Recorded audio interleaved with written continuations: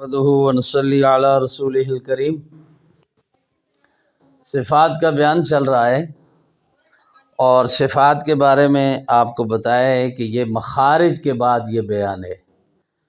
जैसे कि मखारिज 17 पढ़ाए हैं, अब 17 मखारिज के बाद ये सिफ़ात जो हैं ये भी 17 हैं। मखरज बार बार बता चुका हूँ कि हर्फ के निकलने की जगह को कहते हैं, और सिफ्त वो कैफियत वो हालत है जो हर्फ के अदा करने के बाद पैदा होती है।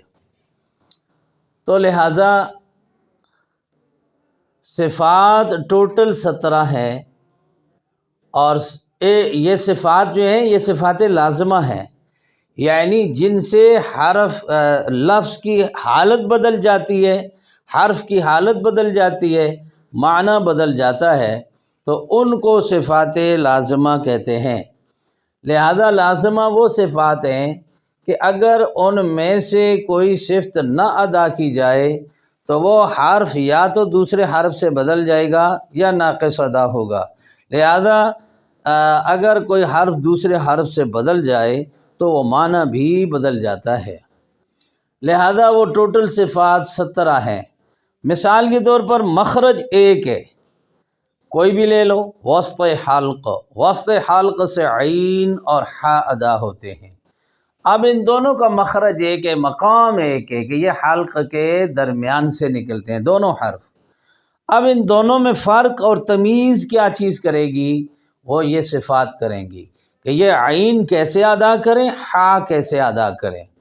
तो लिहाजा वो सिफ़ात सारी की सारी 17 हैं, और इन सिफ़ात को यानी सिफ़ात लाज़िमा को कितने हिस्सों में तक़सीम किया गया है? 2 हिस्सों में तक़सीम किया गया है। नंबर 1 सिफ़ात लाज़िमा मुतज़ादा। अब सिफ़ात सिफ़्त की जमा है, सिफ़्त की वही तारीफ़ जो पहले बता दी। लाज़िमा वो है जो अभी अभी मैंने इस मकाम पर बताई। लिहाजा मुतज़ादा, अब मुतज़ादा 10 सिफ़ात हैं, यानी टोटल 17 हैं और 10 सिफ़ात मुतज़ादा हैं। पहली ये आगे इंशाअल्लाह लिखने में भी आई ही और समझाने में भी बता दूंगा। तो मुतज़ादा ये 10 सिफ़ात चल चुकी हैं। आज माशाअल्लाह 2 सिफ़ात हम पढ़ेंगे और 8 बाकी हैं। ये 2 और 8 10 ये एक दूसरे के उलट हैं। लिहाजा मुतज़ादा का मानी है उलट। जैसे एक शीशा होता है, बंदा तस्वीर देखता है तो वो तस्वीर आपके उलट होती है। या जैसे एक दूसरी बात समझ लें, जैसे अंधेरा और रोशनी, दोस्त दुश्मन, मोहब्बत नफ़रत, फूल कांटा, ये सब चीज़ें मुतज़ादा कहलाती हैं। तो लिहाजा ये मुतज़ादा सिफ़ात टोटल 10 हैं। सिफ़ात लाज़िमा गैर मुतज़ादा, यानी गैर मुतज़ादा वो हैं जो एक दूसरे के उलट नहीं है, अकेली अकेली एक ही सिफ़त है। और इन सिफ़ात गैर मुतज़ादा को सिफ़ात मुनफरिदा भी कहते हैं, यानी अकेली अकेली सिफ़त, अकेले अकेले हर्फ या 2 हर्फ में सिफ़त अकेली है। तो लिहाजा इनको मुनफरिदा भी कहते हैं। और गैर मुतज़ादा का मतलब ये है कि ये एक दूसरे के उलट नहीं हैं। ये 7 सिफ़ात हैं, 10 मुतज़ादा और 7 गैर मुतज़ादा। कितनी हो गई? 17। सिफ़ात लाज़िमा मुतज़ादा 17 हैं, सिफ़ात लाज़िमा गैर मुतज़ादा 7 हैं। लिहाजा यहाँ पर तो लिखना ये चाहिए कि सिफ़ात लाज़िमा मुतज़ादा 10 हैं, 17 नहीं है, 10 हैं। लिखने में गलती हो सकती है। सिफ़ात लाज़िमा मुतज़ादा 10 हैं और सिफ़ात लाज़िमा गैर मुतज़ादा 7 हैं। टोटल ये सिफ़ात लाज़िमा 17 हैं। तो लाज़िमा की तारीफ़ पहले पढ़ी, सिफ़्त की तारीफ़ भी पहले पढ़ी। अब वो 17 में से पहली सिफ़्त हम्स है। अब ये माना भी बीच में आएगा और इसकी तारीफ़ भी बीच में आएगी। अब सबसे पहली सिफ़्त है हम्स, और जिन हरूफों में ये सिफ़्त पाई जाए, यानी ये हम्स जिन हरूफों में ये सिफ़्त पाई जाए उनको महमूसा कहते हैं। मतलब इस सिफ़्त का ये है कि इन हरूफ को अदा करते वक्त, यानी इन हरूफ को, ये वाले नीचे जो दिए गए हैं, इन हरूफ को अदा करते वक्त آواز مخرج میں ایسے ذوف کے ساتھ ٹھہرے کہ سانس جاری رہ سکے، کہ سانس جاری رہ سکے، سانس جاری رہ سکے، اور آواز میں ایک قسم کی پستی ہو، یعنی بلندی نہ ہو، پستی ہو۔ اور ایسے حروف 10 ہیں، ان کا مجموعہ فحثہ، فحثہ شخص سکت، فحثہ شخص سکت۔ اب جو تعریف ہم نے پڑھی ہے، اب ہم نے حرف سے کیسے نکالنی ہے۔ اب جیسے مخرج معلوم کرنے کے لیے ہر حرف کے شروع میں حمزہ متحرک لے کے آنا ہوتا ہے، اسی طرح صفت معلوم کرنے کے لیے بھی حرف کے شروع میں حمزہ متحرک لے کے آئیں۔ مثلا فحثہ میں فا ہے، فا کے لیے اف اف اف۔ اب پہلے مخرج ہے اس کا کہ ثنایا علیہ یعنی اوپر کے دانتوں کا کنارہ اور نیچے والے ہونٹ کا شکم یعنی پیٹ، تو یہ تو مخرج ہوگا۔ اب اس مخرج میں حرف کیسے ہم نے ادا کرنا ہے، اف اف اف، تو یہ ہماری سانس جاری ہے اور آواز میں ایک قسم کی پستی ہے، اور یہ دیکھیے یہ لکھا ہوا ہے سانس جاری رہ سکے، یہ سانس جاری ہے، ایف میں سانس بھی جاری ہے، اور مخرج میں ایک قسم کا ادائیگی میں ضعف ہے، یعنی کمزوری ہے۔ ظاہر ہے ہم ہونٹ اور دانت کمزوری سے لگائیں گے، ضعف سے لگائیں گے، پھر سانس جاری رہ سکے گی، تو یہ ہو گیا۔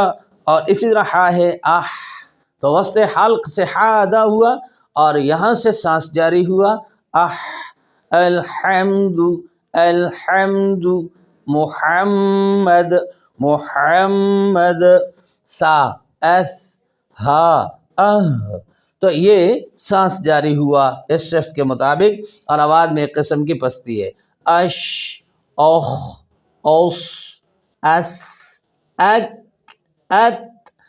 اب آپ دیکھیے اک ات ادا جب ہم کرتے ہیں ان میں سانس جاری نہیں ہوتا، بظاہر معلوم یہ ہوتا ہے کہ سانس جاری نہیں ہوتا بلکہ سانس بند ہو جاتا ہے۔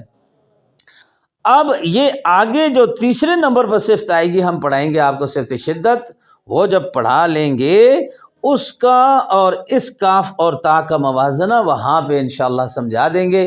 ابھی ٹائم زیادہ لگتا ہے اس وجہ سے کہ وہ صفت آئے گی تیسرے نمبر پر، کاف اور تا کی بات وہاں بتائیں گے۔ جہر، اور جن حروف میں یہ صفت پائی جائے ان کو مجہورہ کہتے ہیں، یعنی مجہورہ اسے کہتے ہیں جن میں جہر صفت پائی جائے، اور جہر اس صفت کو، ان حروف کو کہتے ہیں جن میں جہر صفت پائی جائے، اور ان حروف کو مجہورہ کہتے ہیں، صفت کو جہر کہتے ہیں۔ جیسے صفت کو ہمس کہتے ہیں، حروف کو ان کو محموسہ کہتے ہیں، اور جہر صفت کا نام ہے اور حروف مجہورہ ہیں۔ مطلب اس صفت کا یہ ہے کہ ان حروف کو ادا کرتے وقت آواز مخرج میں ایسی قوت کے ساتھ ٹھہرے کہ سانس جاری رہنا بند ہو جائے۔ یہاں دیکھیے سانس جاری رہ سکے اور ادھر سانس کا جاری رہنا بند ہو جائے۔ مطلب یہ کہ ادھر مثال کے طور پر آواز مخرج میں ضعف کے ساتھ ٹھہرے، اور ادھر آواز مخرج میں قوت کے ساتھ ٹھہرے، اور یہاں سانس جاری رہ سکے اور ادھر سانس کا جاری رہنا بند ہو جائے، اور ادھر آواز میں ایک قسم کی پستی ہو اور یہاں پر ہے آواز میں ایک قسم کی بلندی ہو، اس کو کہتے ہیں متضادہ۔ متضادہ ایک دوسرے کے الٹ، اور آواز میں ایک قسم کی بلندی ہو اور محموسہ، یعنی ان 10 حروف فا ہا سا ہا یا شین خا صاد سین کاف تا، ان 10 حروف کے علاوہ باقی کتنے حروف بچے؟ 19، ان میں یہ صفت جہر پائی جاتی ہے، باقی سب حروف مجہورہ ہیں، یعنی یہ ہمس اور یہ جہر، یہ دونوں صفتیں ایک دوسرے کے مقابل ہیں۔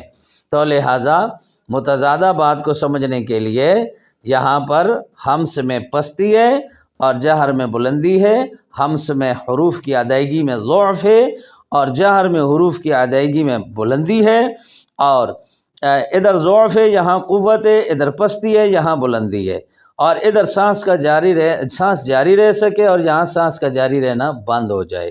اور سانس جاری رہ سکے میں اک ات کاف اور تا، یہاں پر بظاہر آواز اور سانس بند ہو رہی ہے، لیکن جب ہم ایک اور صفت ہے تیسرے نمبر پر، اسے پڑھیں گے تو انشاءاللہ یہاں کاف اور تا کی بھی سمجھ آ سکے گی کہ سانس کیسے جاری ہوتا ہے اور آواز بند کیسے ہوتی ہے، تو لہذا ان چیزوں کی سمجھ وہاں آئے گی۔ تو لہذا جس طرح مخرج معلوم کرنے کے لیے ہر حرف کے شروع میں حمزہ متحرک لے کے آنا ہوتا ہے، اسی طرح صفات معلوم کرنے کے لیے بھی ہر حرف کے شروع میں حمزہ متحرک لے کے آنا ہے۔ پھر انشاءاللہ جو پڑھا ہے اس پر توجہ کرنی ہے کہ اس میں سانس کیسے جاری ہے اور اس میں سانس کیسے باندھے، اس میں کیسے پستی ہے اور اس میں کیسے بلندی ہے، اور اس میں کیسے ضعف ہے اور اس میں کیسے قوت ہے۔ لہذا ہمس اور جہر کی حقیقت اور اس کی وضاحت حرف کی ادائیگی کے بعد پتہ چلتا ہے۔ اللہ پاک ہم سب کو سمجھنے کی اور عمل کرنے کی توفیق عطا فرمائے، آمین۔